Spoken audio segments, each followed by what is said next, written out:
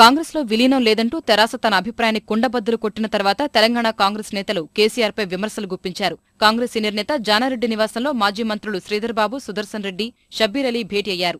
కేసీఆర్ తన జీవితంలో ఎప్పుడూ నిజం చెప్పలేదని వారు మండిపడ్డారు. తెలంగాణ ఏర్పాటులో తెరాస పాత్రేమీ లేదన్నారు. తెలంగాణ ఏర్పాటులో కాంగ్రెస్ పాత్రను విస్తృతంగా జనాల్లోకి తీసుకెళ్తామన్నారు. మేము ఏ పార్టీ పైన కూడా ఆధారపడి లేము. ఈరోజు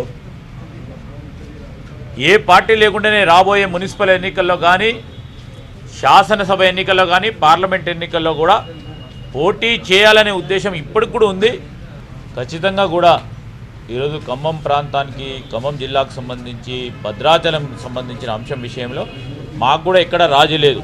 తెలంగాణ కాంగ్రెస్ పార్టీకి సంబంధించి ఎక్కడ కూడా రాజీ లేదు. ఆ మండలానికి సంబంధించిన తీసుకున్న నిర్ణయం విషయంలో సమీక్ష చేయాలని తిరిగి, ఎందుకంటే ఆ ప్రాంత వాసులు ప్రత్యేకించి ట్రైబల్ సంబంధించిన సోదరులందరి విషయంలో వారి ఇంట్రెస్ట్ కూడా మా ఇంట్రెస్ట్, దాని విషయంలో మా అధిష్టానం దృష్టికి తీసుకెళ్ళాలి. పార్లమెంట్లో మాట్లాడలేదు.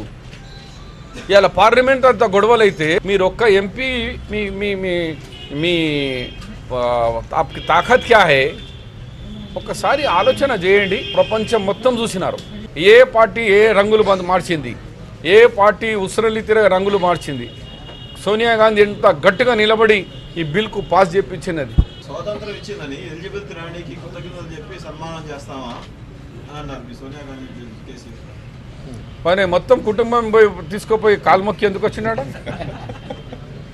అర్ధ కిలోమీటర్ వచ్చి నమస్తే చెప్పుకుండా పోయిండు అమ్మా అమ్మా అమ్మా అని. తెరాస అధినేత కేసీఆర్ తెలంగాణ ఇవ్వకముందు ఒక మాట, ఇచ్చిన తర్వాత ఒక మాట మాట్లాడుతున్నారని కాంగ్రెస్ శాసనసభ్యుడు గండ్ర వెంకటరమణారెడ్డి వరంగల్లో ఆరోపించారు.